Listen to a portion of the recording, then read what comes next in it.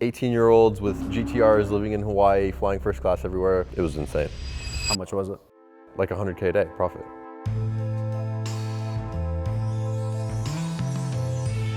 Every morning I come out here and I just like look at my palace, the castle, the kingdom, and I just take it all in every single morning. You grew up in Detroit, is that right? How long did you live there? Like about 10 years. The first house I remember growing up on was a 2-story house, RV garage, and a backyard, and a trampoline, and a tree. It was actually a really nice house. My father built it, and my parents were divorced. When they separated, my mom couldn't afford it, my dad lost it, he couldn't afford it anymore. And then we moved into an apartment where I shared a room with 3 people. Do you feel like seeing that contrast that early on in your life was something that kind of affected some of the way that you thought later on? I mean, that's what molded my like disgusting, unhealthy obsession with making money. Was there ever a moment where things were kind of getting pulled back? Yeah. There have been 3 extremely large financial corrections in my life. The first one was I got scammed for 30 grand when I was a kid. The second one was I got in a lawsuit for 200 grand. The third one was I misplaced $500,000. I'm like a little bit psychotic. Like I like just do things and I'm like, I don't really have fear. Like I just like throw stuff at the wall and I hope it works. So at that point you were doing the side hustles. What sort of side hustles were you kind of dipping into? So the first thing I did was I sold muffins. You sold muffins? Yeah, I sold muffins because the school, they'd walk around with a bunch of different kinds of muffins and sell them for like $2. And I went to Costco with my mom one time and I saw the exact same muffins. And I was like, oh my God, they're so much cheaper at Costco. So I bought 2 packs of them and I went to school and I was like, yo, I'll sell you guys muffins for like 50 cents less or a quarter less. And I sold out like first day. And then you went to high school, you were able to get a job. Where were you working at that point? Taco Bell and KFC. After I stopped working at Taco Bell, I think junior year or senior year, I started working at a car wash. And at that point, were you saving for anything bigger? Like, okay, I'm gonna go ahead and start a business at some point, or was that not even a thought in your mind at that point? Not yet. I really wanted a G35, which I did buy.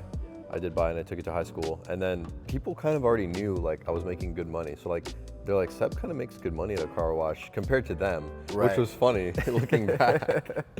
Interesting. Did you ever think about going to college, or was that like completely off the table for Yeah, you? I was enrolled in college. I dropped out.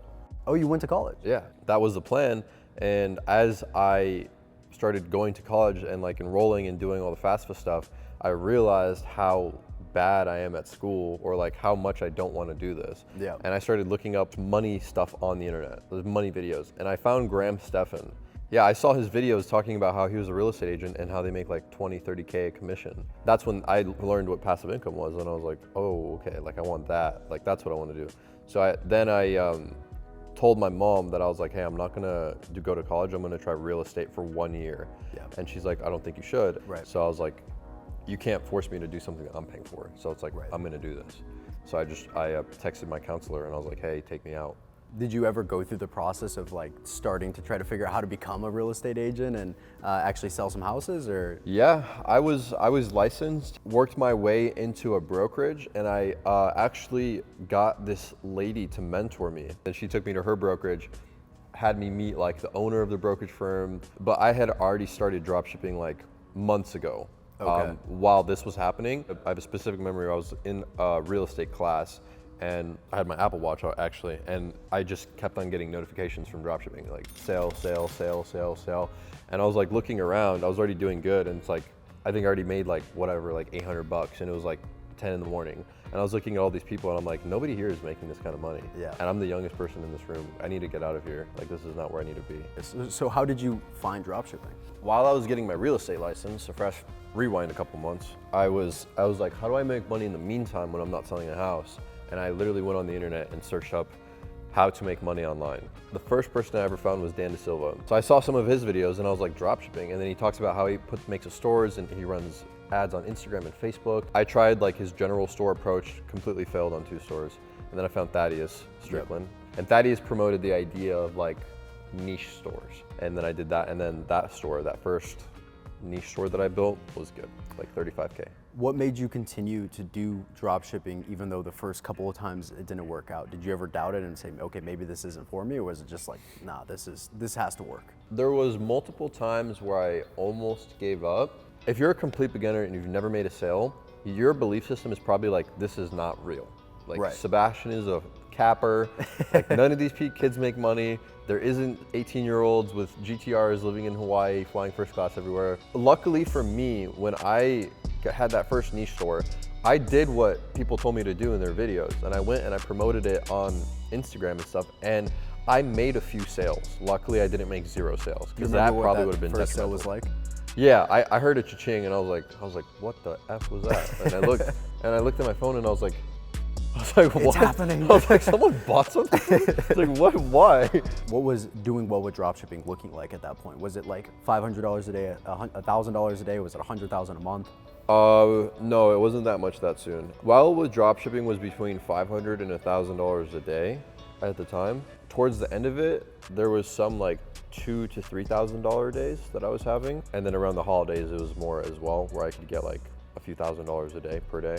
When did you decide to start your YouTube channel? Was it that year or was it the following? After like those holiday seasons when I was making like thousands of dollars a day, I bought Thaddeus's course.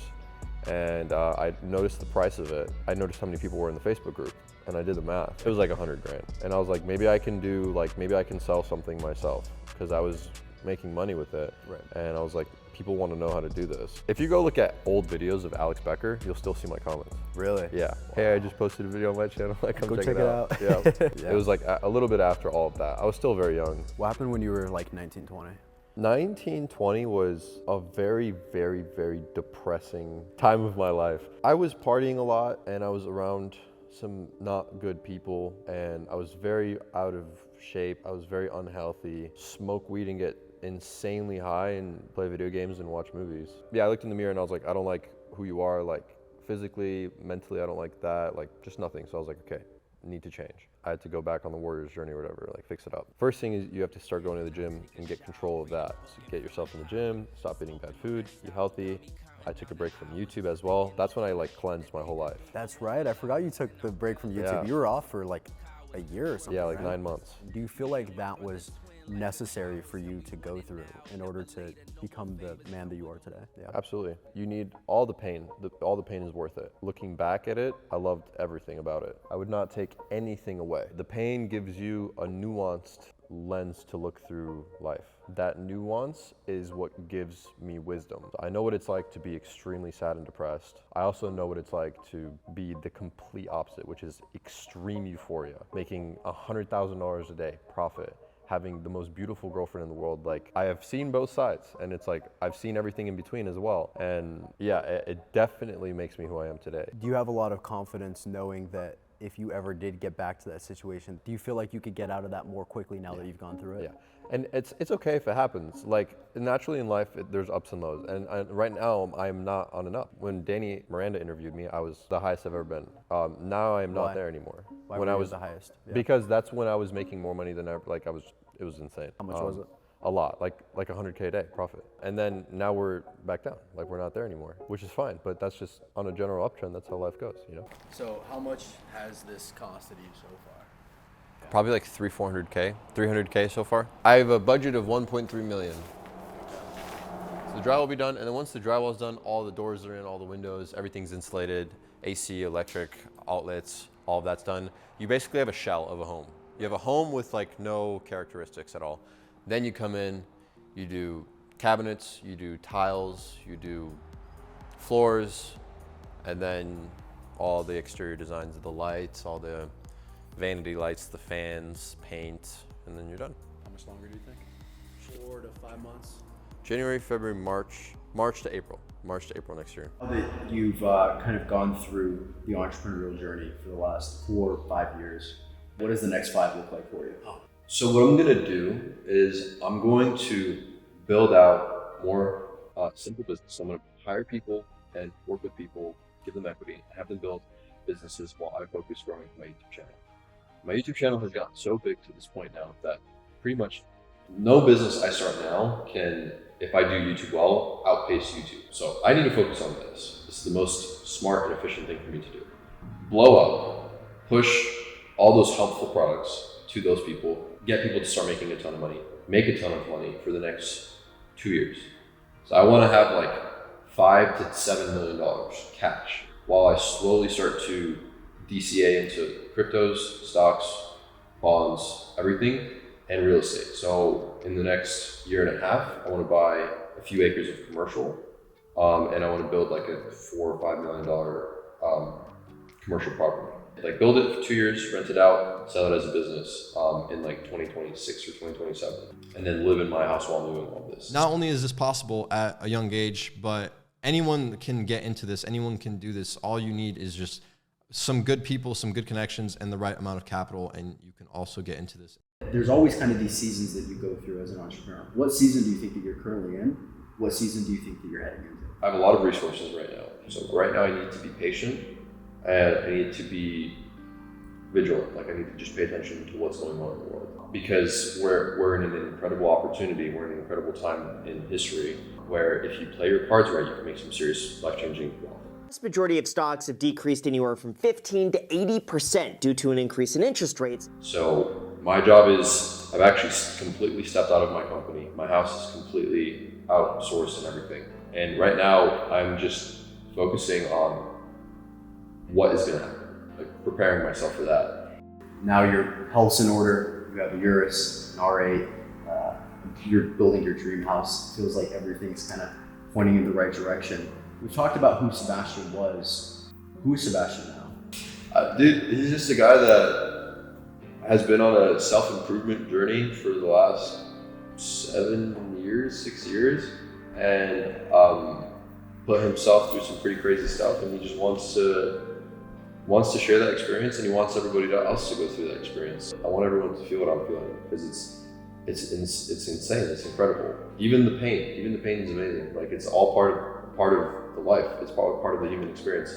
And who I am now is a Christian person that believes in God, a man that wants a family, a man that wants to give back, wants to create a very, very positive and large impact on everyone around him, to do better and to seek better for themselves. How much are you worth now? I'm a multi-millionaire, multiple millions of dollars. I don't know what the net worth is, but it's probably less than 10, but yeah. There's a lot of other things I can give to the world that are way more valuable than the number that I'm worth. Knowing what you know now, and kind of being at, let's just consider this the end of the journey that you've gone through, what would you tell somebody who's getting ready to start on the same journey that you just went through? I don't know, buckle up. Get ready. Yeah, like it's gonna be harder than you could possibly imagine and easier than you would ever imagine at times. Okay. There are times where it will seem impossible and you will constantly question yourself, which sometimes I still do.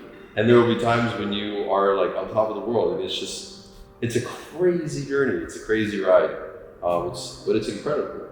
And it's definitely better on this end. So don't ever stop.